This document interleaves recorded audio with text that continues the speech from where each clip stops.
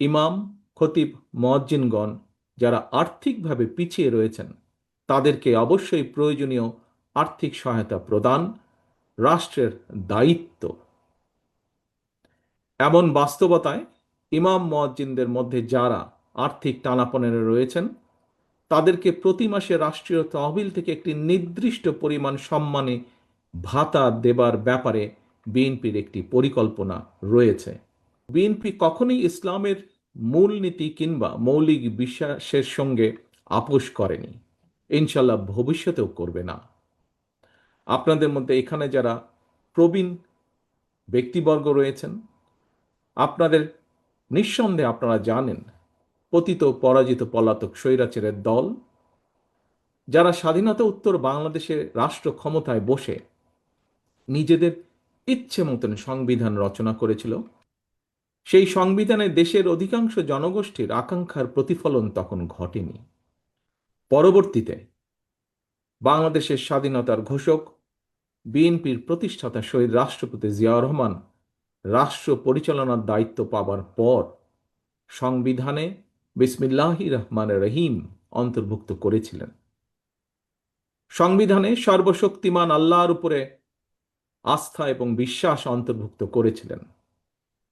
বর্তমানে সর্বশক্তিমান আল্লাহর উপরে আস্থা এবং বিশ্বাস কথাটি এভাবে রাখা হয়নি। কেন এভাবে রাখা হয়নি?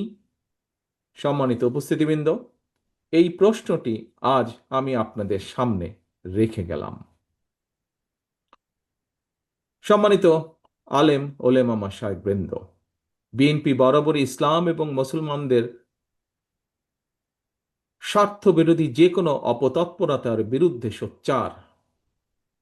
পতিত পরাজিত পলাতক স্বৈরাচার ইসলাম, মুসলমান এবং ইসলামী সংস্কৃতিকে রাষ্ট্র এবং সমাজে নানাভাবে হেয় প্রতিপন্ন করার অপচেষ্টা করেছিল।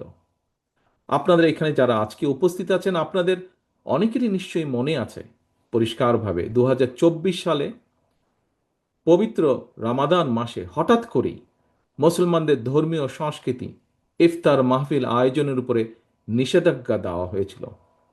এটি কোনো বিচ্ছিন্ন ঘটনা ছিল না, এটি ছিল বাংলাদেশে ইসলাম বিরোধী, ইসলাম মূল্যবোধ এবং সংস্কৃতির বিরুদ্ধে সুদূর প্রসারী ষড়যন্ত্রের একটি অংশ। সেই সময় বিএনপি এই অপতৎপরতার তীব্র প্রতিবাদ জানিয়েছিল। 2013 সালে রাজধানীর শাপলা চত্বরে হেফাজতে ইসলামের হাজার হাজার নেতাকর্মীর উপর, সমর্থকের উপরে হানাদার বাহিনীর মতন ক্র্যাকডাউন চালানো হয়েছিল। গণহত্যার প্রতিবাদে এবং হেফাজতে ইসলামের সমর্থনে বিএনপি সারা দেশে 2 দিন হরতাল সহ বিভিন্ন কর্মসূচি পালন করেছিল তখন।